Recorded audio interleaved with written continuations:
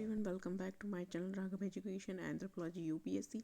तो आज की इस वीडियो में हम डिस्कस करने वाले हैं about Lamarck theories, some kind of theories जो लेमार्क के द्वारा दी गई थी, उनको हम डिस्कस करेंगे इस वीडियो में, जो कि पेपर 1 का टॉपिक है।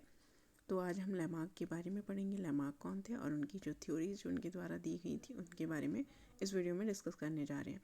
तो अगर आपने चैनल को अभी तक लाइक शेयर सब्सक्राइब नहीं किया है, जल्दी से जाके कर दीजिए ताकि आपको आगे की अपडेटेड वीडियो एंथ्रोपोलॉजी ऑप्शनल से रिलेटेड मिलती रहे। तो चलिए शुरू करते हैं आज का अपना टॉपिक।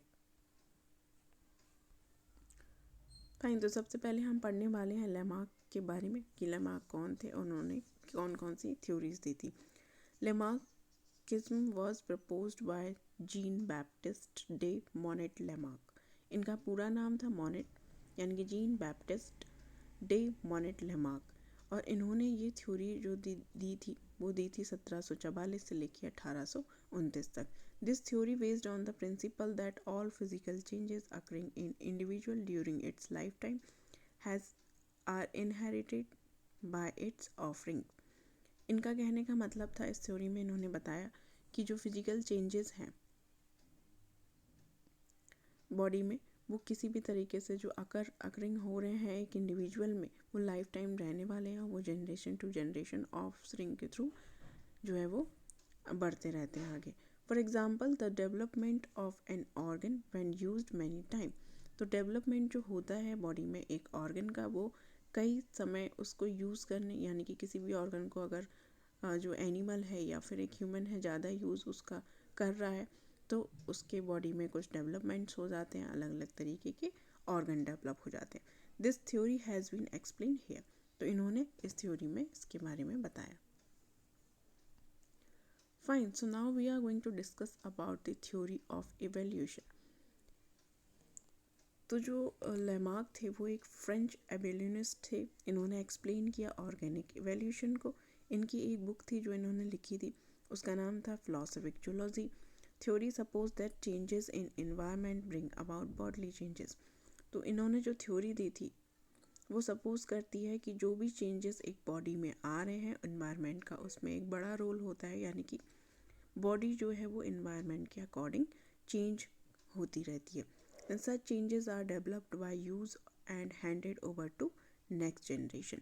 तो इनका कहने का इन्होंने बताया कि जो डेवलपमेंट बॉडी में हो रहे हैं वो यूज़ करने के कारण हो रहे हैं, और जनरेशन टू जनरेशन वो है अलग अलग चेंजेस बॉडी में आते रहते हैं। Also known as theory of inheritance acquired character. तो जो ये इन्होंने थ्योरी दी थी उसको हम इनहेरिटेंस एक्वायर्ड कैरेक्टर्स के नाम से भी जानते हैं, क्योंकि इन्होंने बताया इस थ्योरी में कि जो डेवलपमेंट है या किसी भी तरीके का ऑर्गन्स जो है वो इंडिविजुअल में अगर डेवलप हो रहे हैं या फिर एक पर्टिकुलर एनिमल में या प्लांट स्पीशीज़ में हो रहे हैं, तो वो नेक्स्ट जनरेशन कैरी करते हैं और इनहेरिट यानी कि जीन्स के थ्रू वो अगली जनरेशन में भी डेवलप होते हैं। Fine, so now we are going to discuss about theory of growth. तो चलिए पढ़ते हैं थ्योरी ऑफ ग्रोथ क्या कहती है। Forces of life and to increase the size of an organism by growth in organ system. तो theory of growth कहती है कि जो फोर्सेस हैं लाइफ की, वो इंक्रीज करती हैं साइज किसी भी ऑर्गेनिज्म का, और जो ऑर्गन होते हैं या किसी भी तरीके का ऑर्गन सिस्टम एनिमल्स में या फिर ह्यूमंस में होता है, उसकी ग्रोथ करती है। तो जो ग्रोथ होने का जो मेन रीज़न होता है वो होता है फोर्सेस ऑफ लाइफ। एग्जाम्पल अगर हम देखें, seeds grow into plant because elan vital zygote to giant plant. So elan vital के कारण जो है वो एक जायगोट से एक जियांट प्लांट बनता है, ऐसा हम एग्जाम्पल के थ्रू इसको समझ सकते हैं। सो अब हम पढ़ेंगे थ्योरी ऑफ इन्वायरमेंटल प्रेशर, कि इन्वायरमेंटल प्रेशर के थ्रू किस तरीके से बॉडी में या फिर एनिमल्स में अभी तक चेंजेस जो है वो धीरे धीरे आए हैं। So this theory called also environment pressure और स्पॉन्टेनियस फॉर्मेशन ऑफ ऑर्गन। सो यहाँ पढ़ते हैं, changes in environment initiate need and want in an individual and its internal forces direct formation of new organ to meet the changes in environment। सो इस theory का मतलब है कि जो इन्वायरमेंट में या चेंजेस इनिशिएट हो रहे हैं वो किसी भी नीड या फिर वांट, यानी कि एक ह्यूमन नीड हो या फिर एक एनिमल की नीड हो, उसके कारण डेवलप हो रहे हैं एक इंडिविजुअल पर्टिकुलर एनिमल में या फिर ह्यूमन में। इंटरनल फोर्सेस भी एक बड़ा रोल प्ले करती हैं जो कि डायरेक्ट फॉर्मेशन करती हैं एक नए ऑर्गन की, जो उनकी इन्वायरमेंट के अकॉर्डिंग एडेप्टेशन यानी कि एडेप्टेशन में हेल्प करता है, अकॉर्डिंग अपने आप को अडॉप्ट करने के लिए किसी भी यानी कि कोई भी तरीके का इन्वायरमेंट हो उसमें एडजस्ट करने के लिए वो अपने आप को मॉडिफाई करते हैं। So now we are going to discuss about theory of use and disuse. Development of organ due to its use, continue use strengthen the organ and disuse has reverse effect. तो इस थ्योरी में इन्होंने बताया कि जो डेवलपमेंट हुआ organ का वो कंटिन्यूस यूज़ के कारण हुआ, और उन्होंने जो यूज़ यानी कि जो डेवलपमेंट हुए थे उसने स्ट्रेंथन किया ऑर्गन्स को। और ऑन द अदर हैंड हम देख सकते हैं कि जो एनिमल हैं अगर वो यूज़ नहीं कर रहे हैं किसी भी अपने ऑर्गन का तो वो उसका रिवर्स इफ़ेक्ट भी देखने को मिला। एग्जाम्पल अगर हम देखें तो जिराफ है, हॉर्स है एंड ब्लैक मिथ्स है।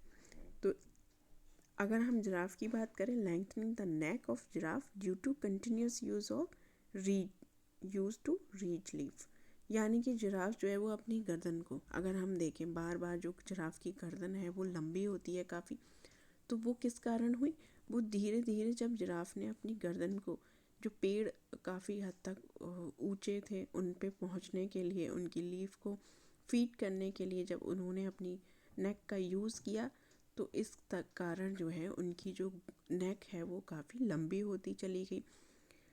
अनदर एग्जांपल अगर हम देखें तो strong biceps in blacksmiths, तो जो ब्लैक मिथ्स होते हैं उनमें कुछ स्ट्रॉन्ग बाइसेप्स डेवलप हुए। Development strong leg bones in horse due to fast running, यानी कि फास्ट रनिंग के कारण जो है वो हॉर्स में स्ट्रॉन्ग लेग और बोन्स का विकास हुआ। एग्जाम्पल ऑफ डिसयूज अगर हम देखें तो elongated body and loss of limbs, यानी कि अगर हम एक एग्जाम्पल लें स्नेक्स का, तो स्नेक्स ने जो है वो अपने धीरे यानी कि उन्होंने कंटिन्यूस क्रीपिंग के कारण उसको यूज़ नहीं किया, इस तरीके से उनके जो लिम्स हैं वो धीरे धीरे लॉस होते चले गए। फाइन, तो एक अनदर थ्योरी थी जो इन्होंने दी थी, उसका नाम था inheritance of acquired changes. Now all those new changes will flow from generation to generation. These flow will make changes stable in that species. This step ensure that every generation should have the same changes. तो inheritance of acquired changes theory में इन्होंने बताया कि जो new changes flow कर रहे हैं body में वो धीरे धीरे जनरेशन टू जनरेशन भी फ्लो करेंगे। This flow will make the changes stable in that species, और जो फ्लो है वो स्टेबल रहेगा एक पर्टिकुलर स्पीशीज़ में।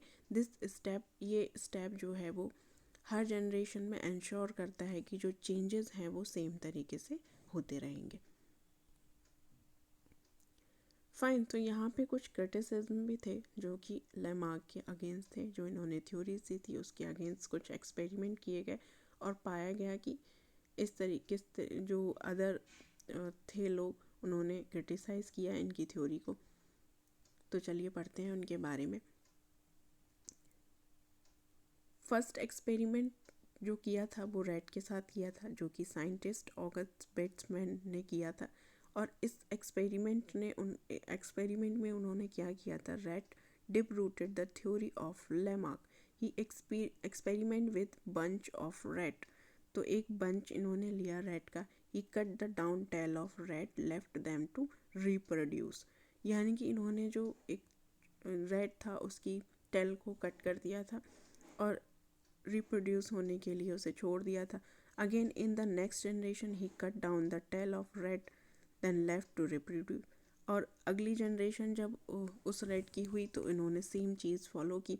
In this he did experiment 20 generations, यानी कि इन्होंने ये इस तरीके से जो एक्सपेरिमेंट किया वो 20 जनरेशन्स के रैट की जो जनरेशन थी उसके ऊपर किया।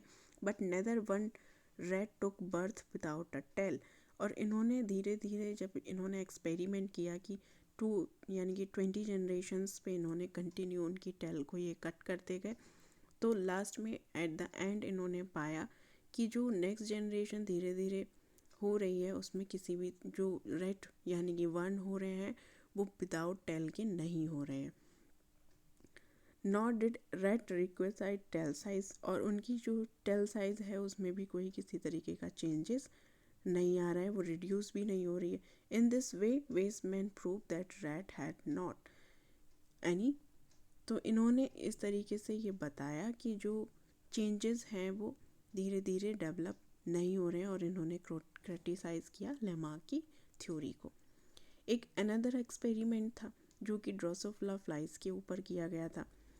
फाइन, तो एक साइंटिस्ट थे जिनका नाम था क्यूबियर। तो क्यूबियर ने एक्सपेरिमेंट किया विद ड्रोसोफिला फ्लाइज जो होती है। He kept them in the dark room and left them to breed. इन्होंने एक रूम में उनको छोड़ दिया जिसमें अंधेरा था और ब्रीड करने के लिए उनको छोड़ दिया। He did experiment till 75th generation, यानी कि इस तरीके का एक्सपेरिमेंट इन्होंने 75th जनरेशन तक किया जो फ्लाइज की जनरेशन थी। But no species took birth as blind, और इन्होंने पाया कि कोई भी स्पीशीज़ जो है वो ब्लाइंड पैदा नहीं हुई है। He prove that flu did not acquire the changes not inherited from their generation. तब इन्होंने ये प्रूव किया कि कोई भी चेंजेस जो है वो इन्वायरमेंट के कारण नहीं हो रहा है और ना ही इनहेरिटेड हो रहा है उनकी जनरेशन में। तो इस तरीके से कुछ क्रिटिसिज्म जो थे वो साइंटिस्ट ने दिए। फाइन, तो आज की इस वीडियो में इतना ही। नेक्स्ट वीडियो में हम मिलेंगे नेक्स्ट टॉपिक के साथ। तो चलिए, अगर आपने चैनल को अभी तक लाइक शेयर सब्सक्राइब नहीं किया जल्दी से जाके कर दीजिए, ताकि आपको जो इम्पोर्टेंट वीडियो हैं काफ़ी ऑप्शनल से रिलेटेड वो मिलती रहें। तो इसके लिए जल्दी से जाके लाइक से सब्सक्राइब कर दीजिए, और अगर कोई भी डाउट है इस टॉपिक में तो आप कमेंट बॉक्स में जाके कमेंट भी